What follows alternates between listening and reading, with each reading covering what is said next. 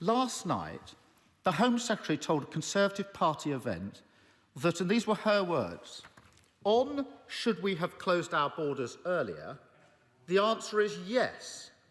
I was an advocate, says the Home Secretary, of closing them last March. Why did the Prime Minister overrule the Home Secretary? Mr. Speaker, I think it was last March that the right honourable gentleman, along with many others, was actually saying that we didn't need to close borders. But as usual, Captain Hindsight has changed his tune to suit events.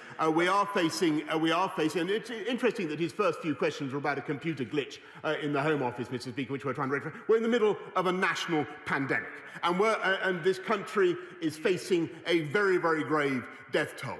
And we are doing everything we can to protect the British public, which is, I think, what he would expect. And that's why we've instituted one of the toughest border regimes in the world. That's why we insist that you have to get a test 72 hours before you fly.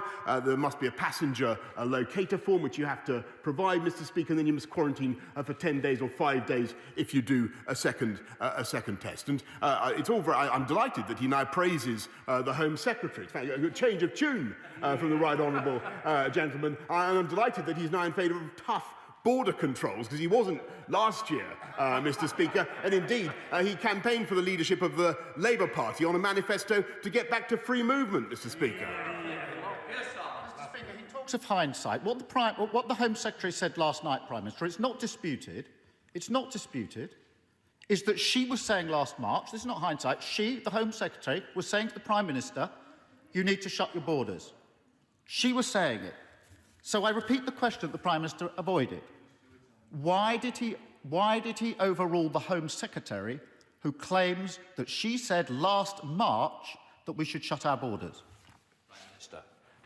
Mr. Speaker, we've instituted one of the toughest border regimes in the world, and it was only last March that he, along with many others in his party, were continuing to support an open border approach. And I must say that the whole experience of listening to the right honourable gentleman over the last few months has really been like listening to a weather vane, watching a weather vane spin round and round depending on where the breezes are blowing. And we're getting on, Mr. Speaker, with tackling this pandemic through the most practical means that are available to us, rolling out a vaccine programme that has now inoculated 4.2 million people in our country, and whereas he would have joined the EU scheme, if I seem to remember, he attacked the vaccine task force, which secured the supplies on which we are now relying, and he stood on a manifesto, Mr. Speaker, at the last election to unbundle the very pharmaceutical companies on whose breakthroughs this country is now relying.